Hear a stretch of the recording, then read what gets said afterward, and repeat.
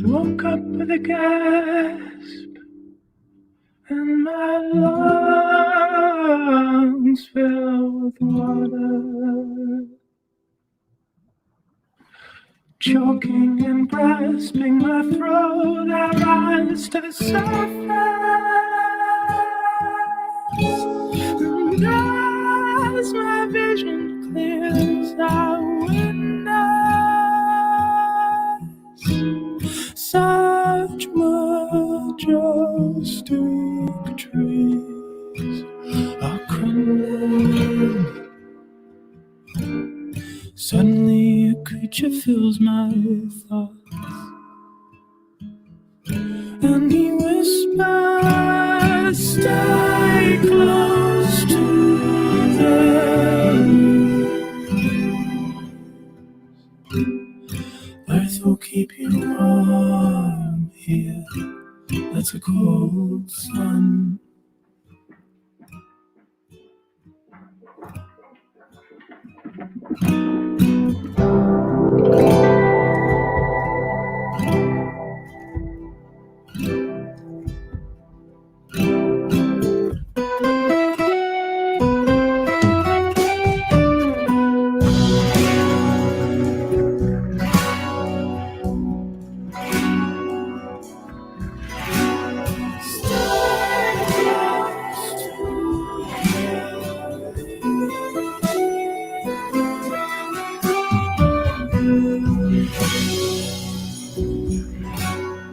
Earth will keep you warm here. That's a cold sun.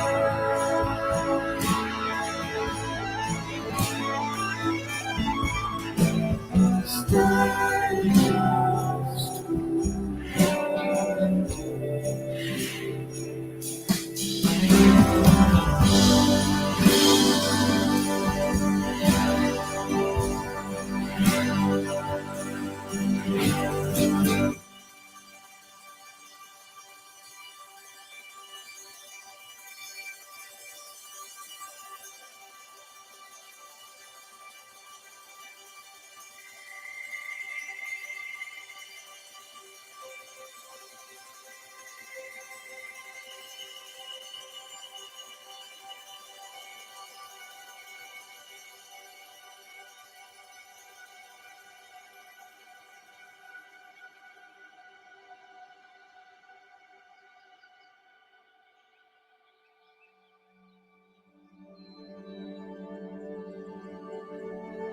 I've crossed ancestral plains.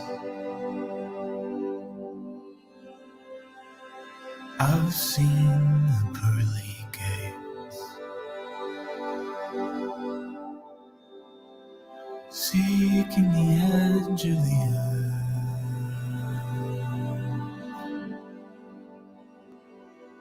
marking the stones in the dirt.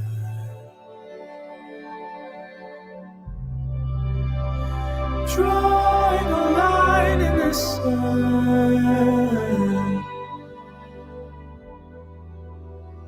carving the cracks in your hands. Ailynn, Ailynn, Ailynn,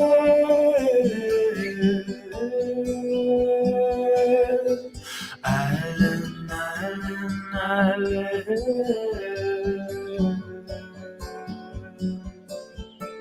Ailynn,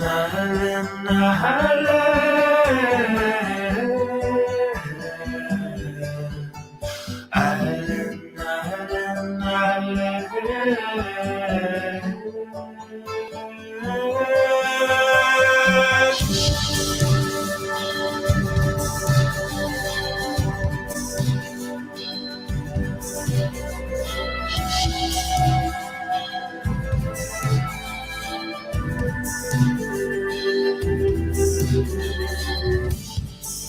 all these sacred temples crumbling down. I never knew this place to be so violent, so cruel to the comings of strangers.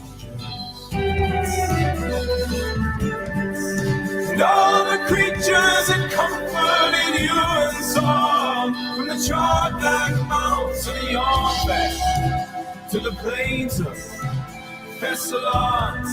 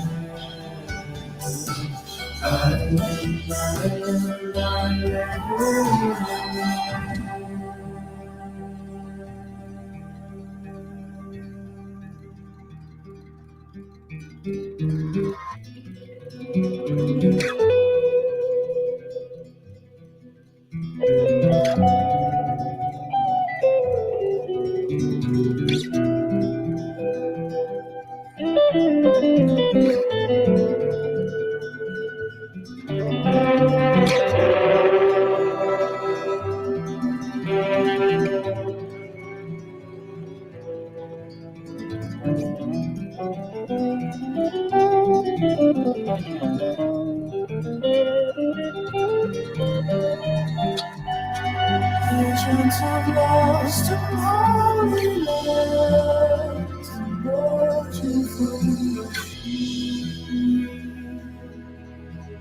another beam or spirit's soul. You must go now to that forest, find your brothers who marched before us. There is much left to discover of this temple's ancient slumber.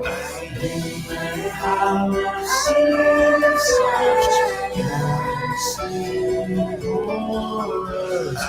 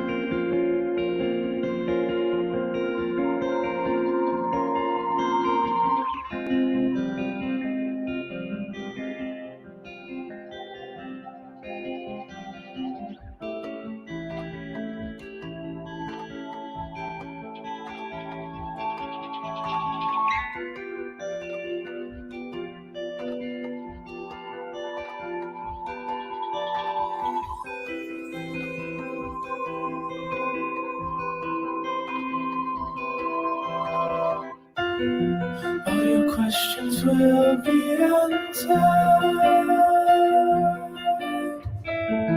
For now, just follow me and listen. And as your feet ascend the ladder, look above to the leaves.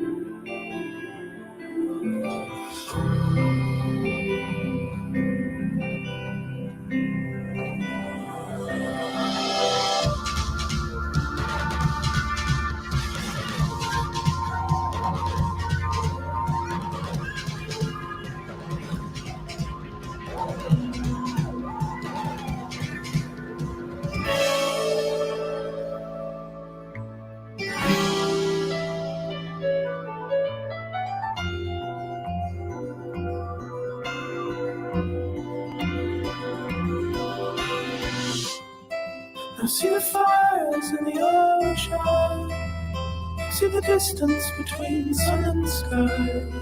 Now you can see why we built these towers in the forest, when the masters of our demise. Does that settle your mind?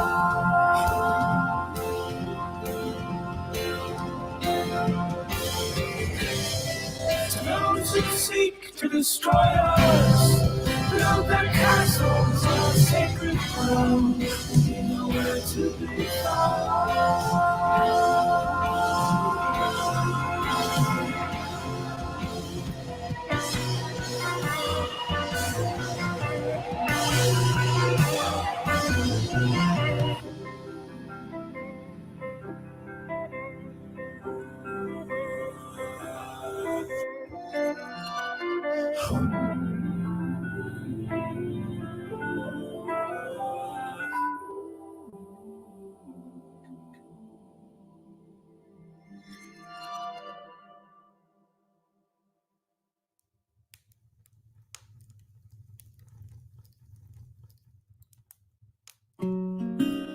She was a sheep in a mother's clothes, but she didn't harbor the same kind of guilt, 'cause her brother left before she woke.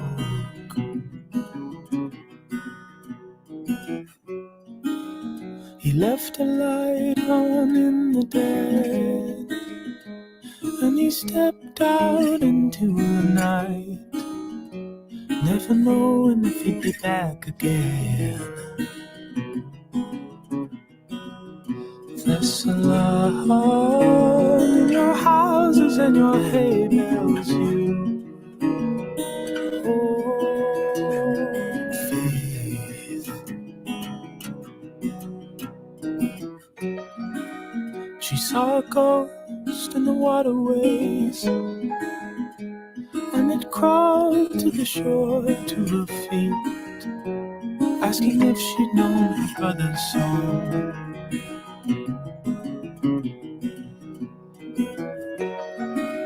She stuttered and started to reply, when the mountains in the distance cried, spouting gas and clouds of black smoke. Thessalon, as your valleys and your lakes grow old, they raise the dead.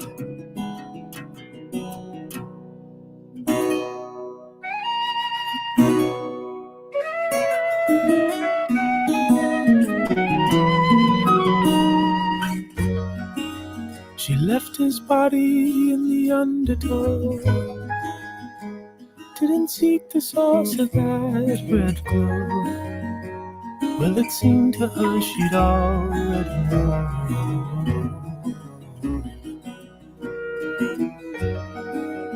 And as those distant fires burned the world, and her eyelids filled with sweat, well, it seemed to her the cause was lost.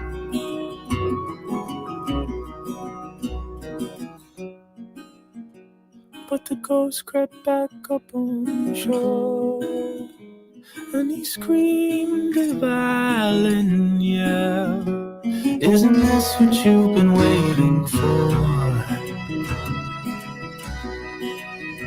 Thessalon, what your gardens and your stables hold will save the day. Thessalon, what your mothers and your daughters gave will live forever.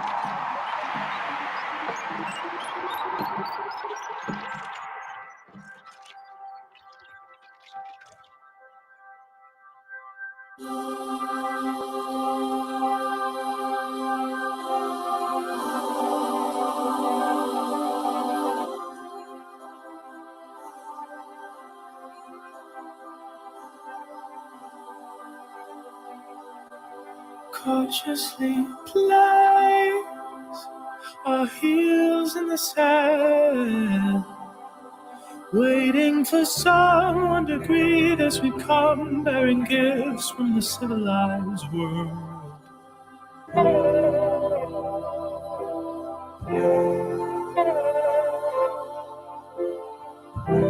No startling,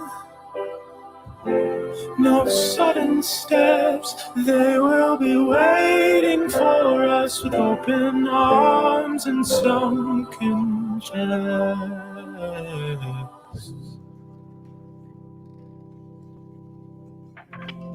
Waiting for someone to greet us.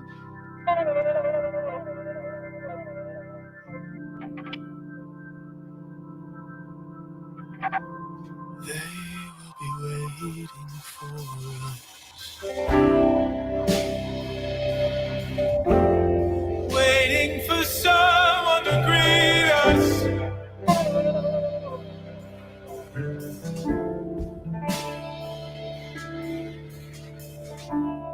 They will be waiting for us.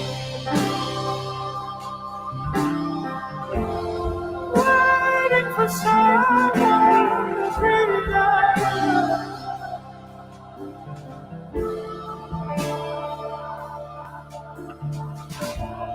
They should be waiting for us.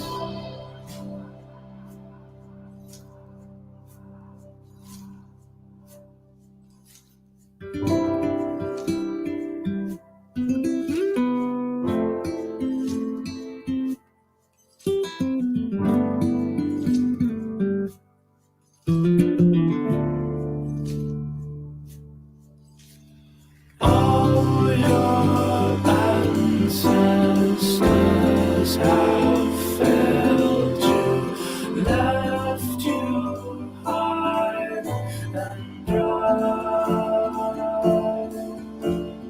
We have come to teach and save you, bring you to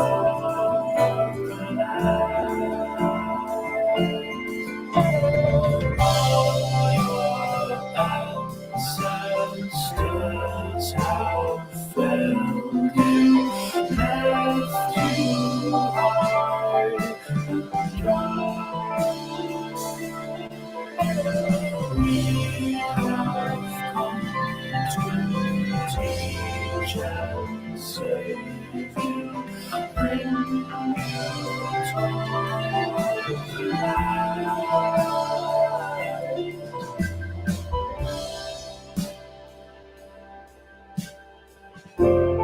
Waiting for someone to greet us.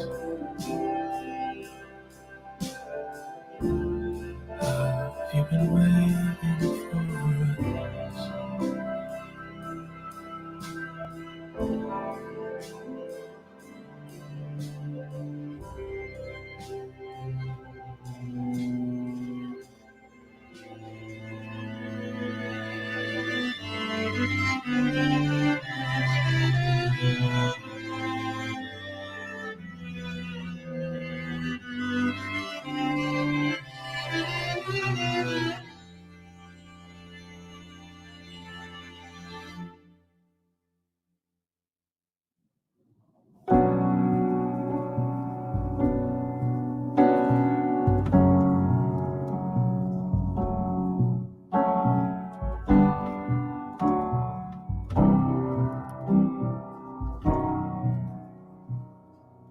I was born in magma, baptized in the mire, and the swells of lava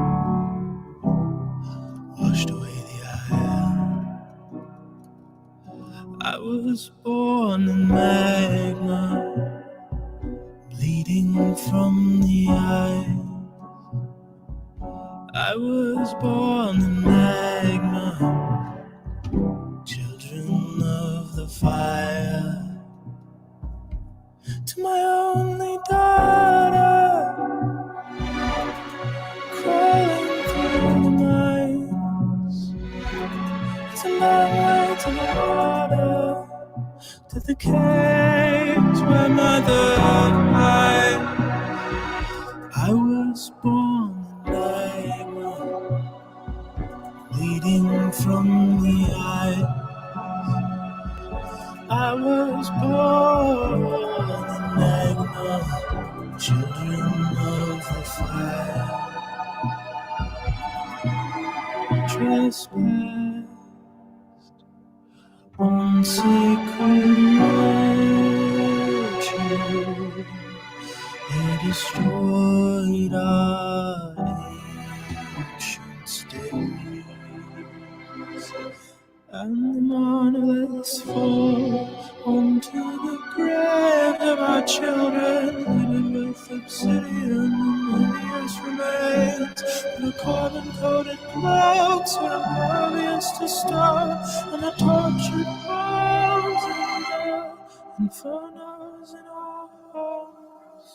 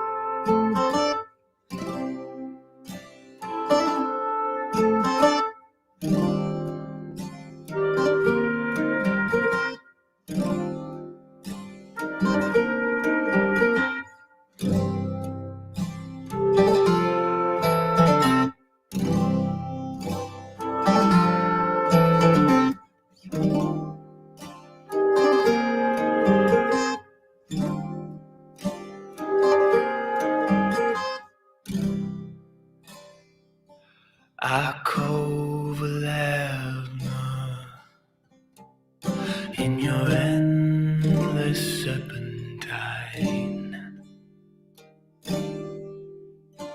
what sort of secrets could you hide?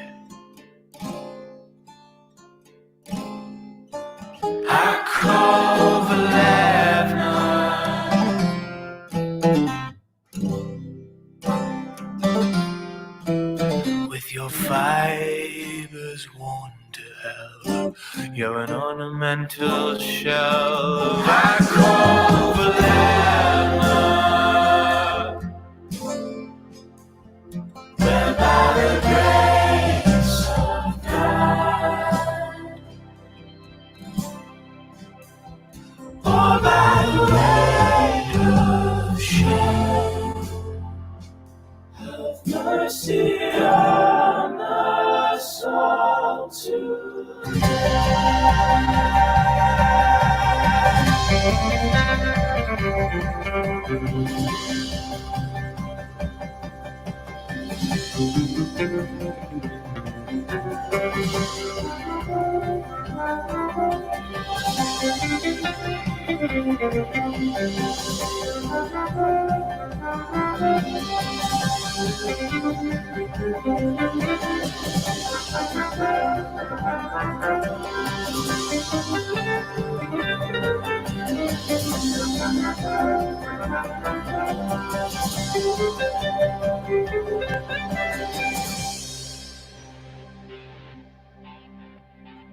Father said,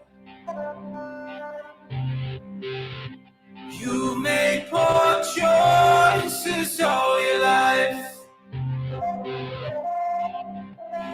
Maybe you deserve what's coming to you. Maybe if you'd hurt just one fewer,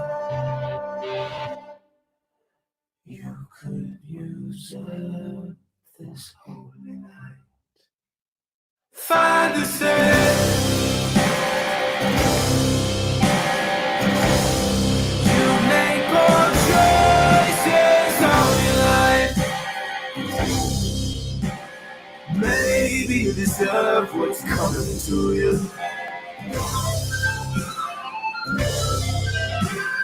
Maybe if you heard just one fewer,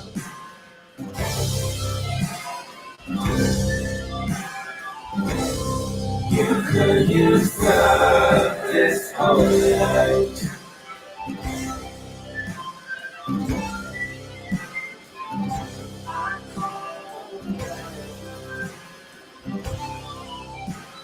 Maybe if you heard just one over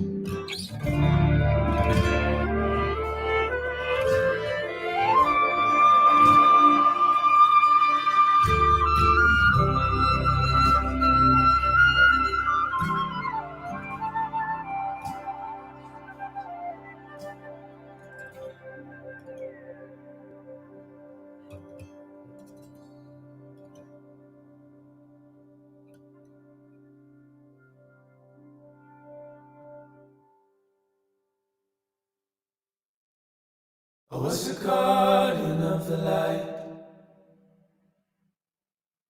till that heathen clothed me.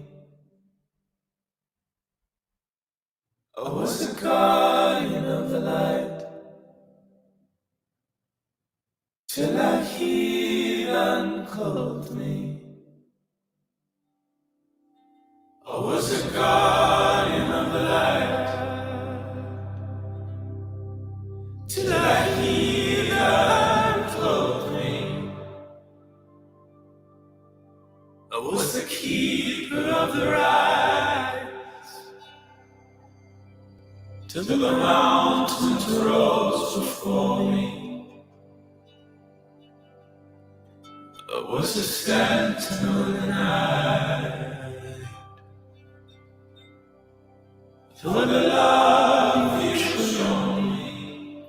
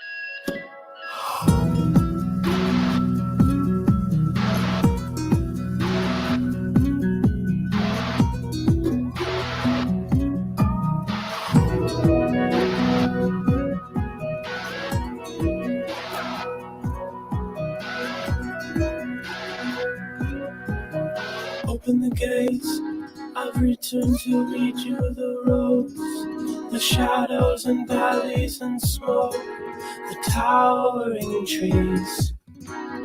Beauty if left alone, the wild and the still unknown. Heavenly stars, material, the wondrous love, where ancestors stood.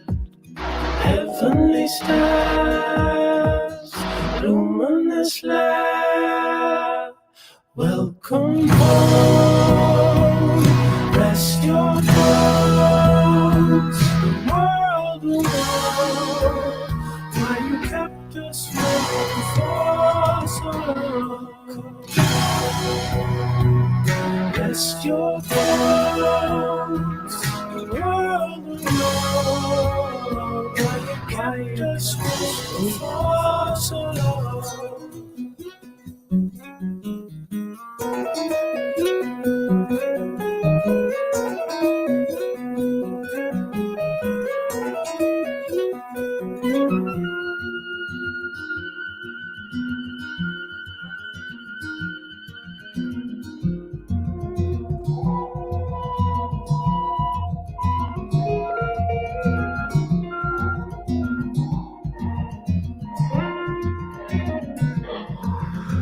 Longing, I stare at the ripples in the river, tracing the lines from Thessaloniki. But how could I leave? How could I rid the weight of the people who care for to guide me over the desolate and the depriving homes?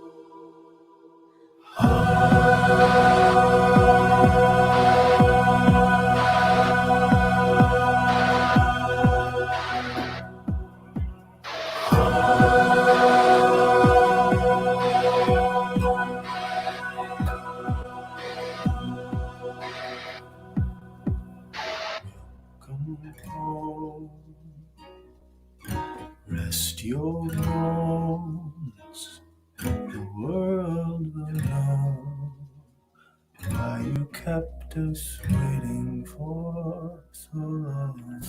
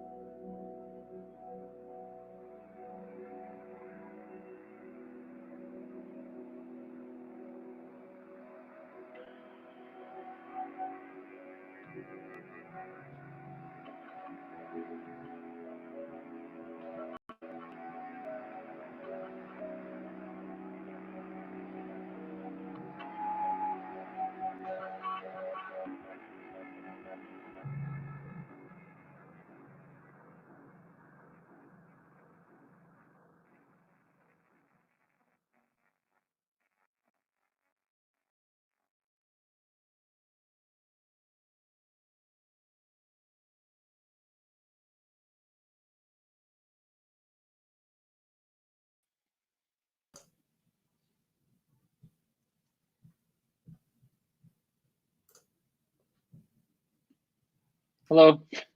Hello. I think did we lose Kristen? Yes, we did. But how are you doing, Ed? I'm doing good. I'm doing good. Wonderful. How are you doing in today's isolation day?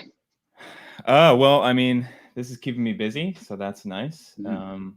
Lots of people joining us, which is amazing. Thank you guys so much for checking Yes, this out. absolutely. Thank you, everyone, for tuning in today. This is our first time doing something like this. Bear with us, but yeah. So we're gonna do a little Q&A. Wish you could hear me clapping right now. That's good.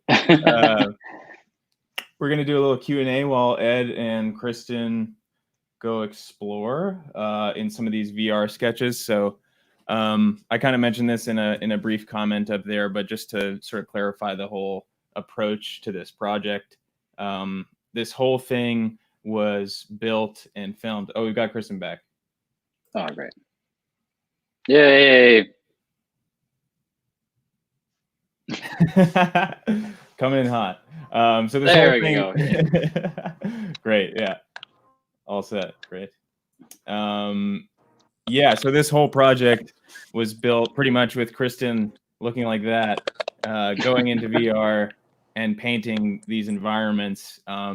Some of it based on some sort of lore and stuff that I'd written for the record itself, and some of it based on Quinn Henderson's artwork for the actual album itself. And hey, Kristen, how you doing? Good. Wonderful. Having Thanks a little for joining technical us. difficulty over here. Good. So that's No sorry. worries. Okay, so we're gonna hop into the. All right. So do we want to get started? Sketches? Yeah. So Kristen, you're gonna start first, right? So we'll get you up here. This is you? All right. Cool. So Kristen's in VR right now. As you can see, she has her headset on, and right now we have her screen up there in this program called Google Tilt Brush, which is what was used to basically paint these landscapes from the ground up. So she'll do a little demonstration on how that works.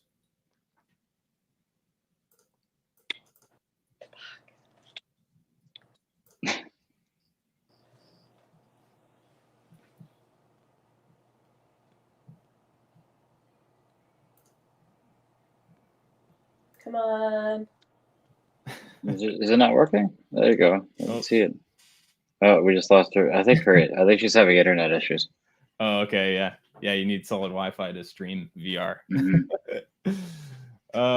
Cool. Ed, do you have something live, maybe? Yeah. We can switch to mine if you want. Cool. Let's do that. Okay.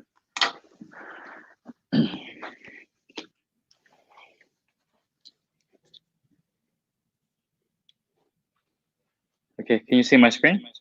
Yeah, we got you up now. Okay. Here, so I have. Am I getting an echo or? A wee bit, yeah. Okay, hold on. I think it's in the VR settings. Is that better? Yeah, it's great. Yeah, great. So while we're waiting for Kristen to get her stuff loaded up, so I just wanted to load up. So this is what we are dealing with and what we're working with. This is the set piece for Thessalon, which I think is our biggest set piece in the island. Yeah. But you can see I'm pretty big right now, and this is quite small in front of me. So what I'm going to do is I'm actually going to go right into the middle of this. and then we can kind of take a hop around. Yeah, so if you see, so Ed is in this program, Google Tilt Brush, right now, and he's if you show the remotes in front of you, Ed, Yes. you can see like he has the ability to be basically, I think the scale is like dinosaur to squirrel or something like that. Yeah, I'm the size of a dog right now. Dog size, yeah. Yeah, so it gives you a lot of flexibility for creation, obviously. Yeah. So and you can see that every little piece here, Kristen has hand painted each and every little detail that we see around.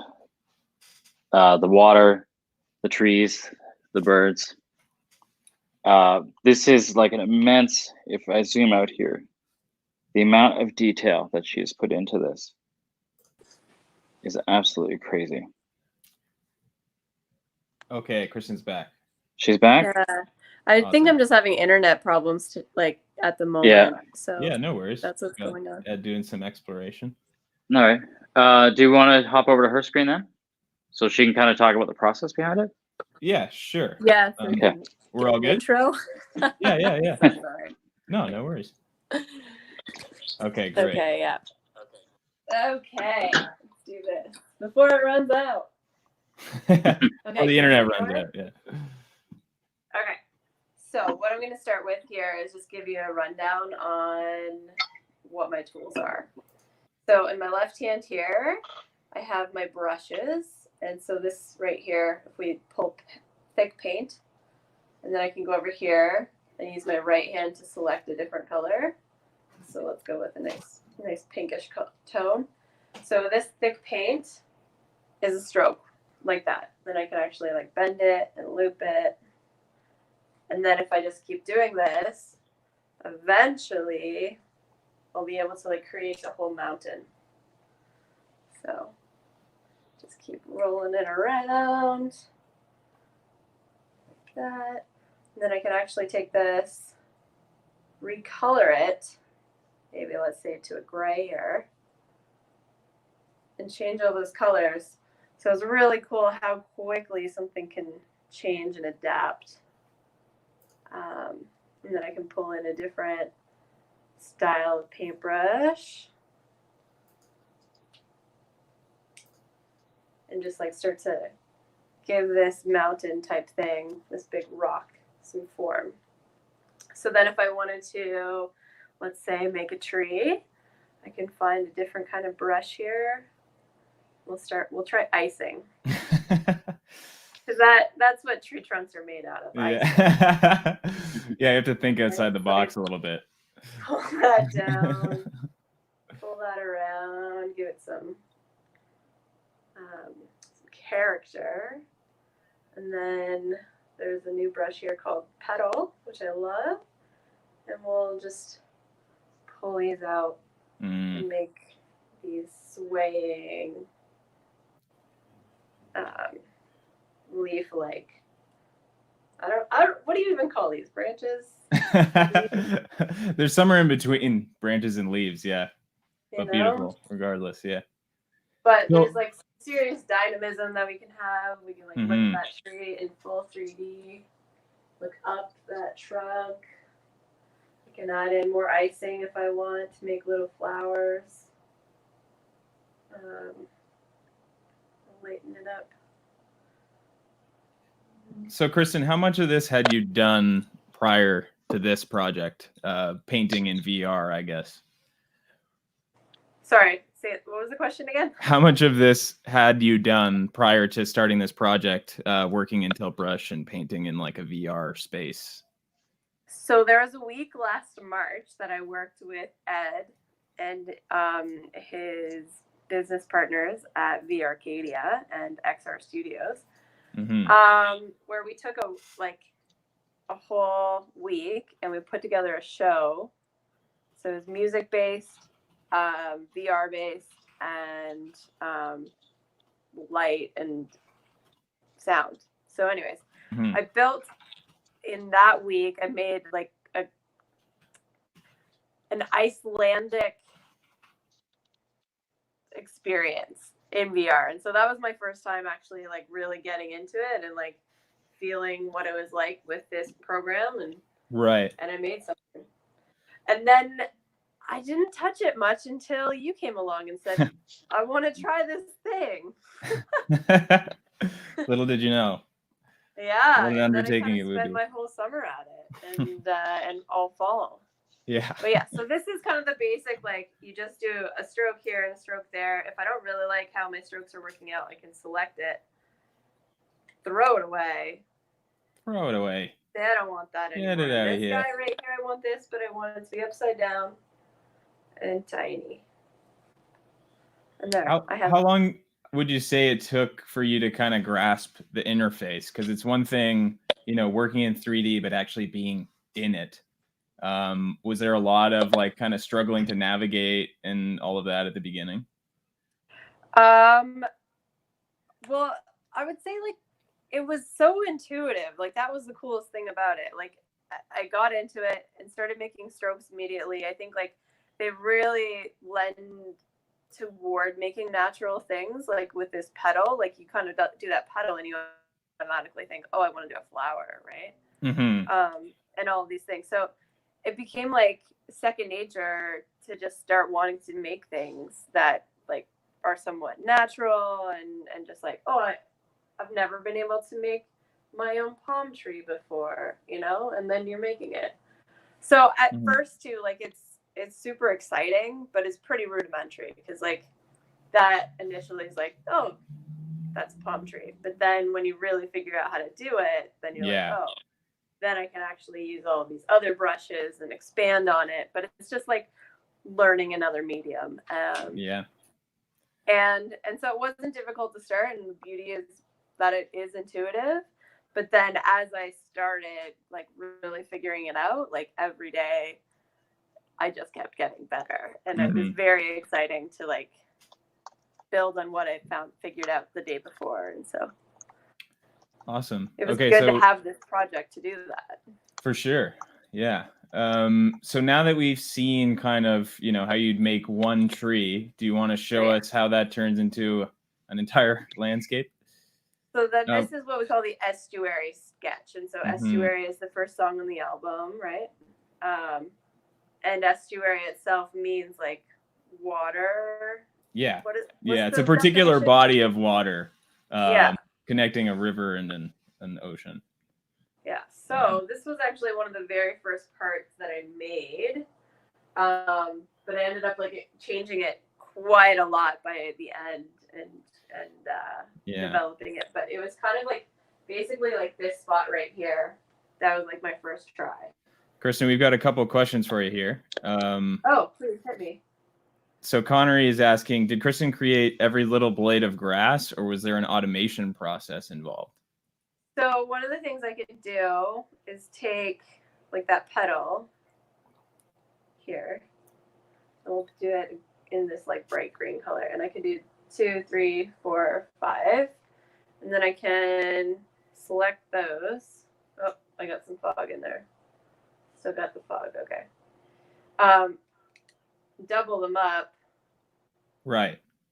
And then just keep doing that and like create. And kind of rotate them and scale them and all that. Yeah. Yeah, just trying to like give it different dimension. And so it doesn't ever feel like it's exactly the same. But yeah, it's pretty neat how you can just like copy, paste. Like you don't get to do that in painting. Yeah, fair enough. So next question. Yeah, we'll explore. Margarita is asking, how would you say it is creating a dream world that is associated with music? Another challenge? It's a dream in itself. It's actually like something I've always was interested in, was like making art and sound come together. And so this program, Tiltbrush, actually allows for that quite a bit. Like if I turn on this function right here, audio reactor. So it's just going to hear what we're saying right now. Right. I don't know if you can really tell. There's certain elements within the scene that will react. Right. With everything that I say. That's so cool. Yeah. And that's built right into the software, right? Yeah, exactly. Very cool.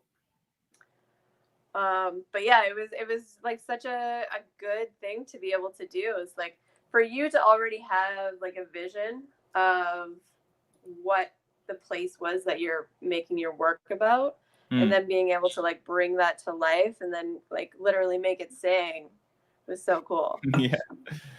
Yeah. I mean, it was definitely helpful to have these sort of very specific, from my perspective, it was one of the first times I had such a specific vision of what I wanted visually, you know, Right. and, which, I mean, for you obviously is maybe a blessing and a curse having a specific vision to work off of, but I feel like definitely it's both. yeah, Sure. yeah, Like there's like it's hard to some know strict what rules someone and else some is thinking. yeah, Obviously. sure. Yeah.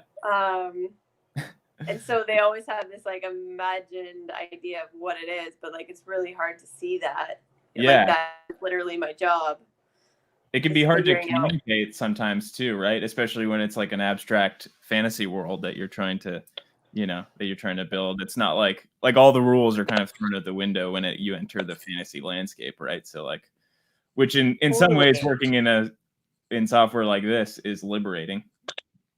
Yeah, right? and like there's kind of a weird thing too, right? Because like with a lot of this, it feels very video game like, but the music that you're making feels like it's from a different time, and it's from like something that's older and more like ancient and like textured, and it has like this like soul to it, right? And like video game doesn't ever feel that way so much. So trying to like find a way to make this program look something that's not straight out of like an Xbox. I don't know. Yeah.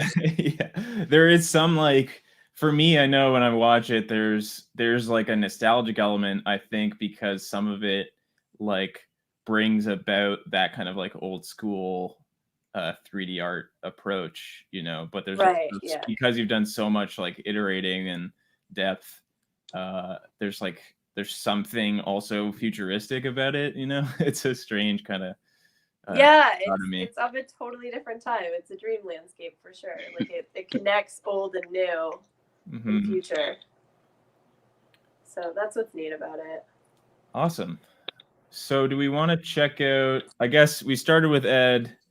We're doing alternate ways now. So do we want to So do you want me to go back into Thessalon so I can kind of show the sky and the maybe talk about that whole that whole approach. All right, okay. So I'm gonna jump in. So Tyler Martin was asking how we'll be able to view this once it's done. So we have, as I mentioned before in the chat while we were watching the video, but for those of you who are just joining us, we have these visuals on YouTube and Facebook and everywhere that we can in 2D format, just as sort of a standard visual piece to accompany the album. But obviously, having made it in this VR medium, we want to be able to translate that into the VR format. We have had a long journey exploring the VR format, and it's for all of its limitations as well. We've kind of pushed the boundaries, dare I say, of Tilt Brush as a program. Absolutely. And so it's put us in an interesting position trying to find a way to translate this into a sort of traditional VR experience, which would be developed, I guess, more like a video game would, right? Built out of something like Unity or Unreal. Whereas this is kind of a different approach to 3D modeling in general. Here, Ed, I'll put you up there. So we can actually take a look here. Yeah, so now we're looking at Ed's screen. So to give you an idea here, we have maxed out Tilt Brush's full meter by over 6 times. Right. Just on this sketch. Yeah. And this actually, simplifying the strokes, if we were to put this how Kristen intended it, this actually number jumps up to 22. Right. So somehow it can handle within that. I mean, I guess like once you're at 22, you're just crawling around like a frame. There's a delay. It frames a lot. Yeah. Yeah. So to sort of answer that question from Tyler about viewing it, like, I guess once it's done as a VR experience, we're still kind of figuring out what the best way to do that is, because we would have to minimize a lot of the stuff just based on the format. We've actually, we've talked to Google about it and tried to figure out a way, like some sort of compromise or some way that we could get a developer in on it to expand it. We're also limited by resources and all of that, but yeah, ideally we would like, our vision kind of from the beginning was to be able to create a VR experience where there would be an audio element involved, inspired by the record or including the record and all of that, which, is still the ideal vision. But, we've just kind of gone where the technology has taken us, and it brought us to this really interesting place that I don't think we could have envisioned at the beginning. And so Ed, why don't you talk a little bit about where we did end up and how we kind of adapted to the technology?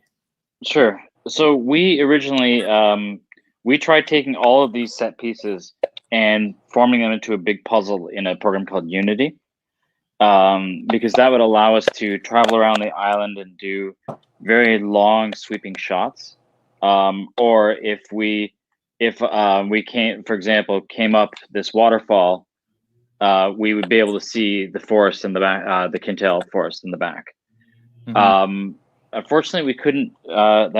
We couldn't get there, so we had to improvise using older style movie techniques.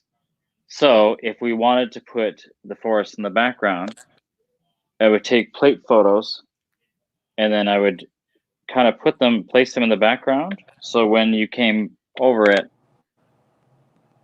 then we kind of cheated it. So if I'm looking like this through a camera, if I get it close enough there, actually I have to make that bigger. Then we kind of fake that the forest would be in the background. Right. Yeah. Similar to that. So, and for sky replacements, the nice thing is Kristen had all these different skies she had painted me. And the nice thing is I could just place these anywhere I wanted.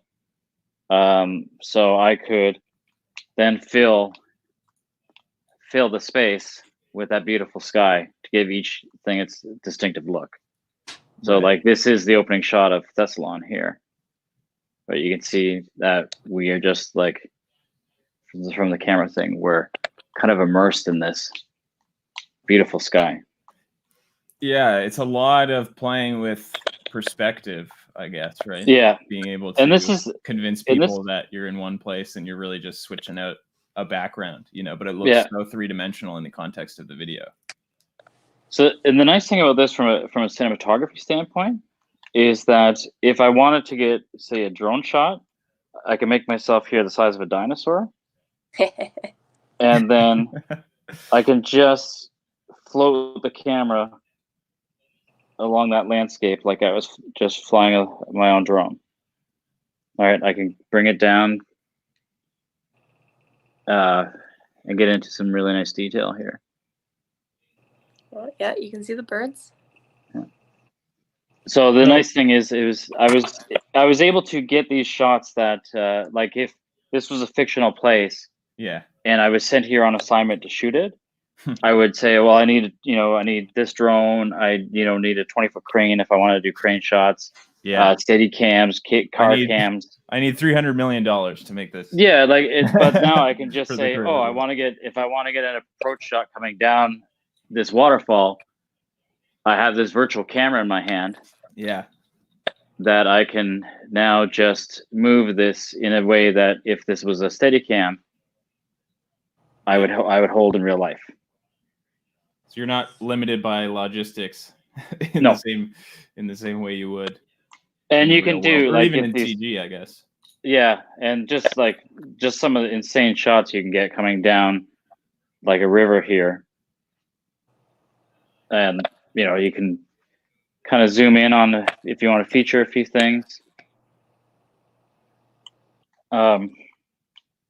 So this, for me, as a cinematographer, this was really a dream come true, because even when I was editing things, if I got to a point in the song and I was like, well, I really don't like this shot, typically in real life, I'd have to like really look at the bin of footage I had and hope I could find something in there. Yeah. I could stop where I was and say, okay, well, I want a big drone shot. So I could just hop into VR and then position myself and then just get that shot I wanted and then jump into the editor again. So I could pull things on demand. Something that I think about, there's something constructive sometimes about having limitations enforced on you, and I know that there were definitely limitations in some way as far as what we ultimately wanted to accomplish. And sorry, I'm just putting off the yeah. I just put down the headset. Okay. If you want to kill my screen, I'll put Kristen's up. Yeah. Kristen, you all teed up for Unknow there? Yeah. Or do we want to pull open the map and the Unity stuff? Oh, Kintail, yeah.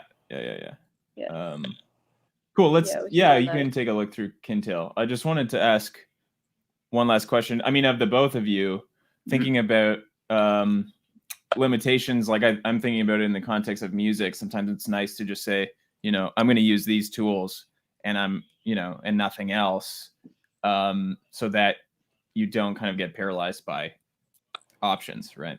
Did you ever find that to be the case in the process of making this? Definitely from a cinematography standpoint, being able to be as big or as small as you wanted, and drone shots and all of those doors being opened. Was there a little bit of that paralysis at any point, or was it just, were you working off of the thrill of being able to do all of these things? I think it was just like unfiltered creation, right? Yeah. Anything I wanted, anything I could imagine in my mind, we could get. The limitations we had were basically the limits that the software put on us. Right. So Connery and Hot Baby have a couple questions for us. Was there any interaction between Quinn's artwork and the design and Kristen's work in Tilt Brush? There's a handful of nods for sure. I mean, because a lot of it was based on Kristen and I discussing the lore, and I sent her basically like this sort of encyclopedia of stuff I'd put together while I was making the record of like what this world would look like and the creatures and all of that stuff. Connery from Barry. Long time listener, first time caller. But there were also elements, because we were kind of working on this project. We were working on it for a while, and the design and all the artwork and stuff got finished halfway through, sort of. There's some stuff. There's a few little Easter eggs in the VR stuff that nods to the sort of aesthetic of the album design, and some symbology and stuff that is that does like sort of communicate with the artwork. One thing, there's a symbol in Ikoval Avna in particular. What's that, Kristen? I think at first you're see if I could just like make it up. Or if it's like giving me. I think it was like wanting to have you be able to go. Images were that you'd already figured out. Yeah. And that's when I can actually start to use them and like build off of what. Sorry, I'm having complications again. No worries. All right. What was interesting for me for this, because I was kind of involved in the project from two sides of animation, because I had also did animation of Quinn's artwork on the early YouTube, videos of the at the time of release of the album. Yeah. So it was interesting to go from. For me, it was two areas of animation that I had never journeyed into before, like taking a single still image and trying to animate that over a 6-minute song was a challenge. But then also now diving in to have an entire world available to me. So it was interesting to go from an animation thing that was so heavily constrained to something that had zero barriers. Right. Yeah. Opposite ends of the spectrum. Amelia wanted to know if you think it'll be hard to return to shooting in real life and having things like gravity affect you. Absolutely. This is, for me, this is I mean, I love shooting things in real life, but for me, I don't know. I can set my own time and not to deal with egos, people, like elements of weather. If my I guess we're batteries not are charged, right now, but right? oh yeah, batteries being Right. charged. Like I have probably in my life I have probably crashed 4 drones. Just because those things happen. Yeah. So as we're inside, I'm happy I found this tool. Yeah, exactly. Certainly right now. Yeah. It's interesting how it, I mean, obviously we've been working on this project for a long time, and there was no, there were no whispers of something like that. We couldn't have ever anticipated the timing, where obviously, immersive experiences like this are bound to be in more demand as a result of the situation we find ourselves in, Edward, how did the music direct your cinematographic work? Cinematography work. Yeah. So Tom, you had given me an early cut of the album in May of last year, and I literally lived with that album every day until November 28th. It was a part of my daily routine. And in that time, I would go for walks and I would listen to it. But in that time, I saw in my head the shots I wanted, the flow of the camera work, how the pacing that you see of the video is that came to me of many times deep diving into the album, to kind of help me put together the flow and the feeling and the aesthetic of it. So again, a dream come true for me as a cinematographer to not have to to be able to 100% grasp the vision I saw in my head to accompany the music for this. Awesome. I think we lost Kristen again. I think we have her screen, but we don't have her. Oh yeah. Okay. Oh, there she is. We're back. My computer stopped talking to this again. So. Ed, do you want to bring up? We're looking. Should I bring up the Unity stuff, or sure? Yeah, we can show some of that kind of stuff. Yeah. So there's a few things I can bring up. So this, Tom, do you have my screen up? I will. Your VR screen? This is it's the PC screen, I think, on my. Yes, with the sketch. Yeah. Here is the yeah. This is what Tom gave us. The very detailed, cartographically accurate map. Yeah. To get started. So I mean, I love that. There's 2 people here in Kovalovna, right? Yeah. There's in trees the great city is a population of 2. Yeah, but I feel we stayed pretty faithful to this. Totally. So when we were assembling things in Unity, this is when we hit the wall. This was everything kind of compiled into one. Yeah. So you can see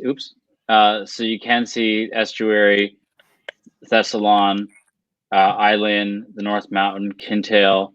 I don't think we had a Kovalovna in here yet. I think we were working on putting that in there.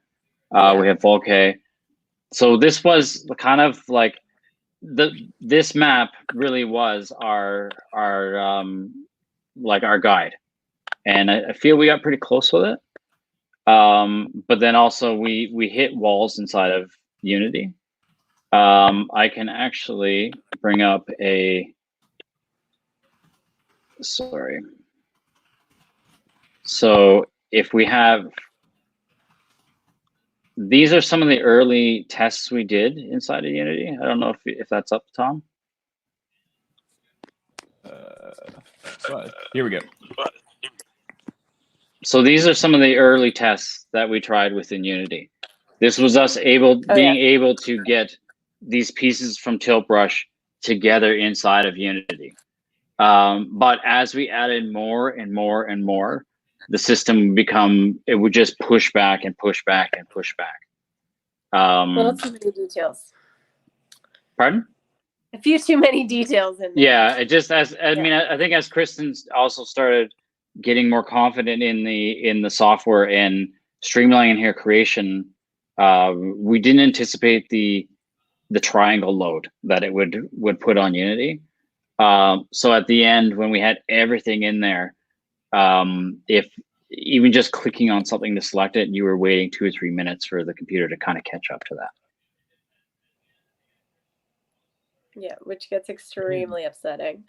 It's frustrating as a creative. It's extremely frustrating to have the tool you're trying to work on just dig its heels in and not allow you to do anything. So these were some of like the early, right? Yeah, these were some of the early tests we had putting the environment in, and then I can actually skip forward. And the reason we did that was that's for some of these camera shots here. So if we wanted to do these long sweeping shots, we could, right? We could achieve that. So that you could see we could really open up the world. I feel what we accomplished, we were able to do that through cheating, but this also allowed for like getting a sense of how things would align, and sort of, I guess, geographically where things would be in relation to each other and all that. It's kind of like it was kind of a testing ground, I guess, for the layout of the whole. And it really helped. I mean, as much as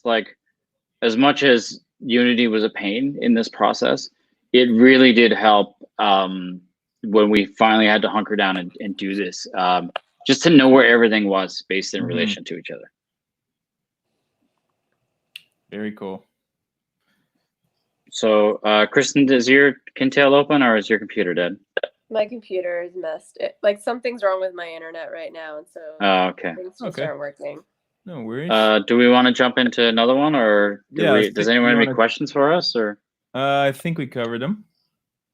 All right, so here, let me. Yeah, I got. So I it's going to take a few minutes to load because I was going to load it while she was doing hers. All right, cool. So is there something else we can talk about? I'm just going to load this up. Yeah, I got a question for Kristen actually. Okay. Yeah. I wanted to ask you about the process of going into VR every day. I mean, in the same way that someone, I guess, goes into the studio or whatever their process is of initiating the creation of something and going back to something. It's on a whole other level when you're kind of entering a completely different, virtual space, but at the same time, VR is meant to be as immersive as possible. So you're entering, like, especially at the beginning of the project, you're entering this kind of blank black canvas that you can do whatever you want with. And you obviously ended up spending a whole bunch of time in those spaces. Was it kind of disorienting for you? Did you have to take a lot of breaks? How did you manage the kind of like balancing of reality, not to get too Black Mirror on you, but yeah. At first I ran into a few walls. Like I would get into it and it's crazy because like you get so excited about it. It's like it opens up this vast space for you. It's very cool. And then I'd find myself like going for 4 hours and like not getting or drinking water. And there was this one time like while I was in the New York studio trying to work, I was just like, I took off my mask and almost passed out just because like I hadn't done all of the things that you're supposed to do as a human. And so then I went and found some food and drank some like water and actually just like came back to life again. But it was a bit of a problem to start. But no, I mean, like it was about trying to figure out a balance too, because like I would get started, like I would have these kinds of frustrating things happen where my equipment wasn't working and that would blow tons of time. But then when it would finally all start clicking and like I would go into a flow state, like I would find myself like 10-12 hours and then just have all of this like creation coming together, and it was very cool when it would actually work. So but yeah, it's pretty easy to get lost in, definitely, but managing that and then figuring out like you have to take breaks every so often, you have to go outside, you've got to take walks. Like yeah, you need to get some fresh air, I'm sure. But I find that like I do the same sort of thing when I'm like actually painting, and so it's just a matter of like figuring out that balance. It's always tough, and when it's immersive, it's even worse. So For sure. Yeah. All right. Okay, so it looks like we got Ed. Yeah, so I can bring this up. I can switch to my view. Awesome. So again, another one here that I'm going to go and stand on the balcony here of this. Yeah, like in that case, I tried to bring in some of the imagery and like some of the lore that you had figured out with Quinn, right? Like I imagine that he made that design. The design there, I think, was Connery's doing. Okay, The one Connor. that's just below us right now. Yeah. This, Yeah, this that one was here. Connery's doing. Yeah. So yeah, I tried to like bring in some of that logo work and whatnot together. So it would be these little things that you could, well, Ed could actually like focus on for the filming, which was neat, and it just like gave it, I don't know, a different language, I guess. I'm going to try to go inside here.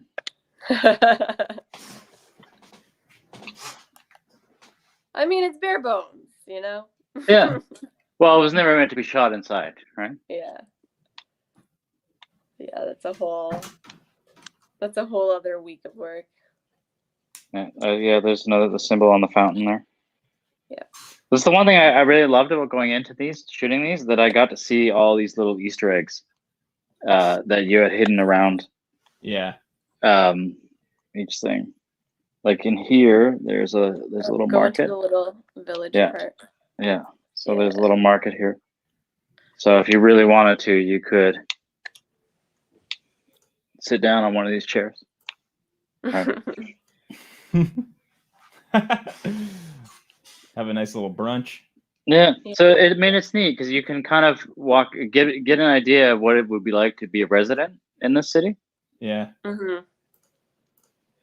And in this case, everyone's self-isolating, so that's why you don't see any people. Yeah. I love this, like making like that platform with the tree kind of growing out of it. Oh, this here. Yeah, I tried to like make some interesting things. Like if this was a city, what would their like architectural features be, and what would be different about it, and that sort of thing. So. I do like that there seemed to be a class system going on here too. Yeah. Yeah, it does kind of ascend in that way, yeah. Because the people of Ikabalavna are supposed to be afraid of water, right? So the further they are away from water. You guys are really quiet to me right now. Just give me 1 second. Oh, sorry.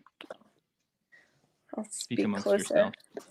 So yeah, I think you had said that the people of Ikabalavna were afraid of water. So the higher up in the mountain that they were, the better off and richer they were. And to be away from the volcano as well.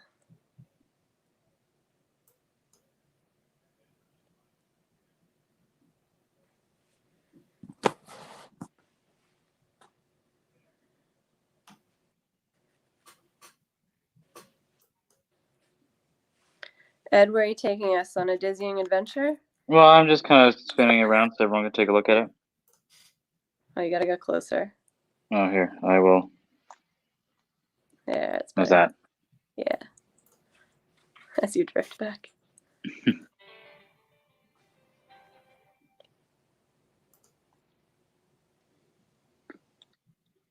Yeah, I tried to put in like the glow with the diamond feature. And so it kind of feels like glass and futuristic and this golden glow. Yeah, I do like those. And the smoke. That was kind of coming down. Okay, I think I'm back in business. Okay. You guys sound normal.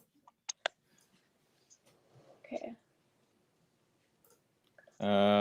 Okay, we have another question. Amelia is asking, how'd you know the city/place was complete with the ability to just keep going? What was your marker to know you had achieved what you needed to? That looked solid, I guess. Yeah. The fact that you could go around there and there wasn't just like stray areas of blankness. Just that everything kind of like felt like it was flushed out. Yeah, I mean, like this is something that I could work on for like 19 more years, but yeah, I needed to have I think we had some deadlines that we needed to get to, so. Sure. Yeah. It's always a balance of logistics and creativity. Yeah. Awesome. So Ed. Yeah. How do you, I mean, obviously you've experienced the potential of this technology in the creative realm, but I know you're doing some work with VR stuff otherwise. Do you want to talk a little bit about that, where the technology is going and what it's being used for? Yeah. So for me as an artist, I've been looking for a way to push the boundaries on the things that I create. And so for me, I kind of stumbled into this VR thing a little over a year ago, and it has truly changed my life. And I've really tried to embrace this technology to try to think about new things or new projects that I could do. Should I talk about the thing I've just finished or I'm working on? Yeah. Please do. So last month before we all decided to come inside, I did a trip down to California, and I visited the site of the Joshua tree, the actual tree that the band stood in front of for the album cover. That tree died 20 years ago, and it's lying on the floor of the desert in California. And people fans of U2 come from all over the world to visit this little dead tree. So when I was down there, I actually 3D scanned the entire perimeter of it. So now we can we can preserve that piece of musical history because it has been vandalized over the years. But also now we can give fans of the band who may not be able to make that journey, we can make it attainable to them. Mm-hmm. Amazing. That's really cool. So it's nice because I do have it in VR, so I can load it up and for a patch of time I can walk around the desert, and it really does feel like I'm transcended to another place. That's awesome. It does. I did it this afternoon. Oh, did you? Yeah, it's really cool. Yeah, awesome. Ed, you get out of my apartment for a little while. Yeah, exactly.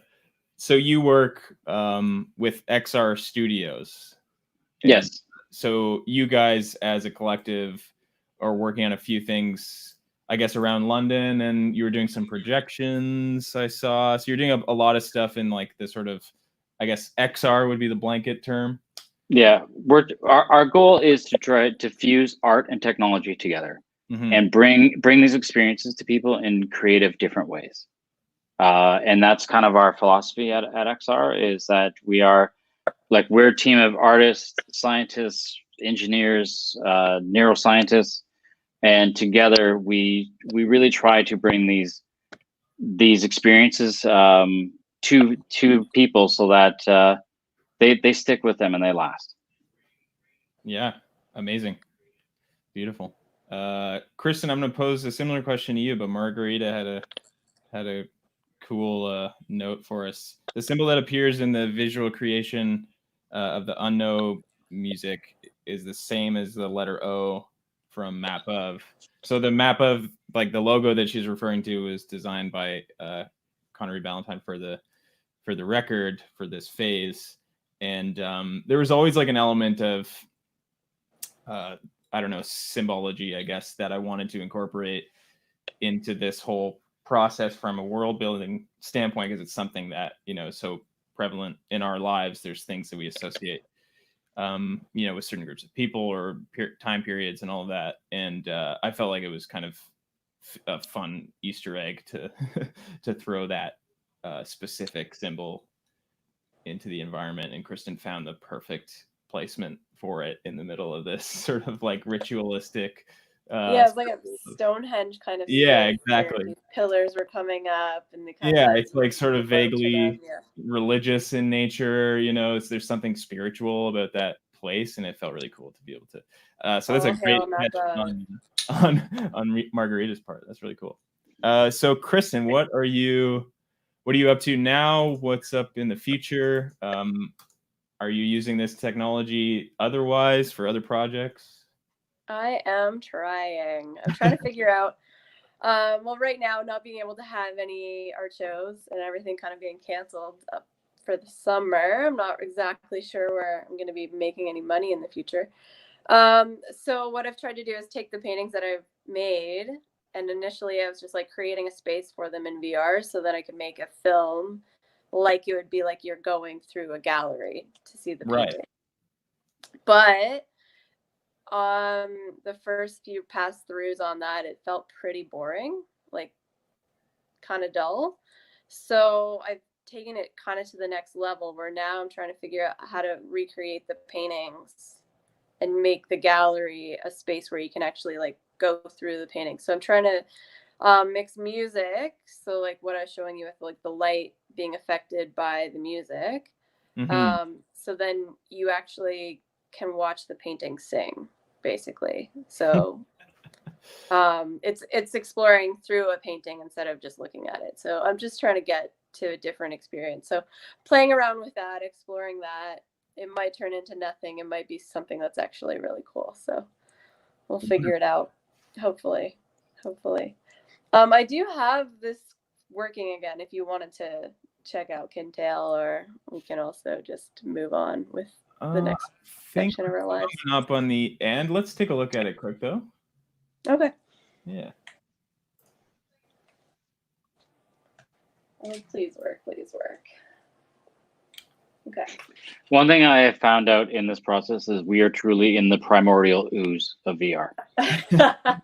It just this is definitely Microsoft Paint. Yes. Yeah. I'm sure that's how it will be viewed at some point in the future. Yeah.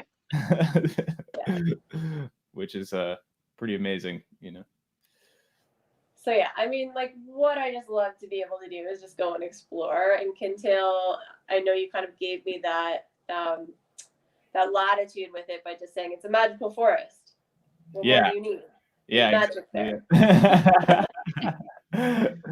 Yeah. Mission accomplished. So indeed. Creating like this kind of structure, like I don't know that it actually exists in nature, but it's pretty cool. Yeah, physics has no place in this environment. And that's what I do love about this is like you don't have to rely on how gravity works. You don't have to try and figure out how to glue things together to make it structurally sound. Yeah. Like you just get to make a stroke and it just sits there. It doesn't go anywhere. You get to move around it. It's perfect. So it's kind of neat that way. I know we talked about the sense of home and the sense of like energy and like feeling like these tree houses were the homes of people in Kintail. Yeah, because we have this space of 44 minutes of exploring these environments, and it's always the focus has always been the surroundings and being able to like envision, I guess, the sort of purity of the landscape and all of that. So as a result, oh, that's amazing, that flower, that's so sick.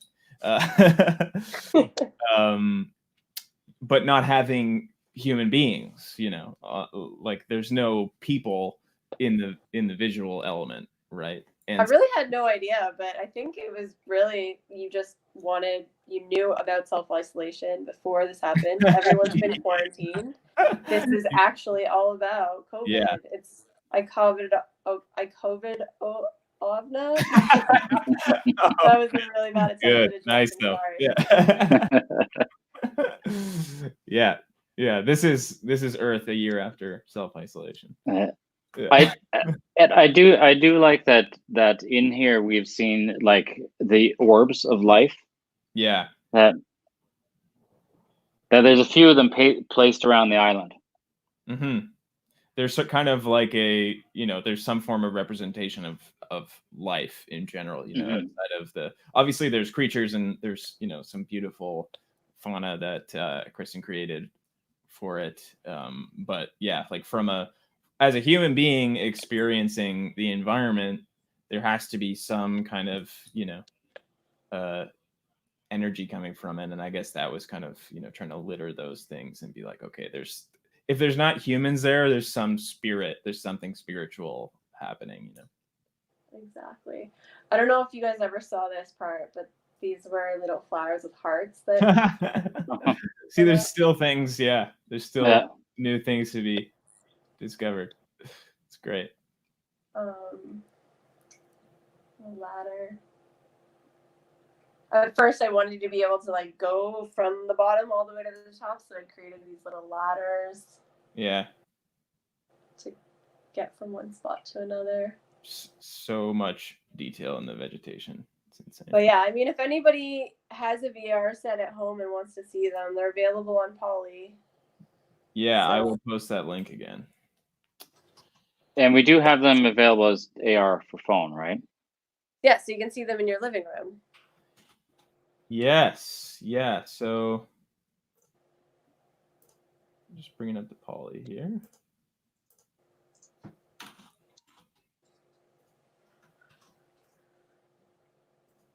But I think in this, I would imagine I would be about this big. Right? Like this would be life size.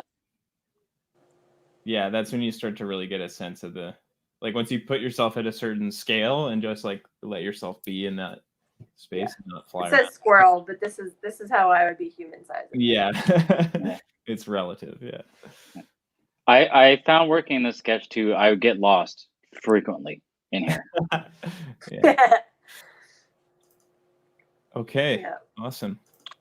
Yeah, so we briefly touched on the AR stuff, but so Ed has set it up so that if anybody out there has had experiences with Arise or similar apps where you can kind of place things in your space, whether it's like some kind of 3D object. So Ed has translated all this stuff, or the Poly Sketch versions of these, into something that you could kind of place in the middle of your room. So do we have a link that we can post to that stuff? Which one do we want to post? Whatever you like. Just an example. All right, I'll post it on the Facebook. So we'll keep, we'll be updating everyone as we like kind of roll this stuff out and flesh it out more. And, I'll be posting all the social medias about it. Good stuff. Great. So I think it's about time to wrap it up. So if anyone wants to check out the other work that you guys are doing, where might they go? Ed, I'll give you the floor first. So all my work, you can find me at xrstudios, so .com. That's EXARstudios.com. And the easiest way to see my work is through Instagram at Cryart, KRYART. And then there's a website that you can go to from there. But all the new stuff that I'm just kind of experimenting with gets dropped on Cryart before it goes anywhere else. So. Right. Okay, awesome. Great. Well, thank you guys very much for doing this with me and for all of your amazing work on this project. I'm so proud of it and really happy that we got a chance to share it with people in real time like this. This is great. And if we could just ask everyone to try and share it as much as they can, like that would be, we want the world to see it.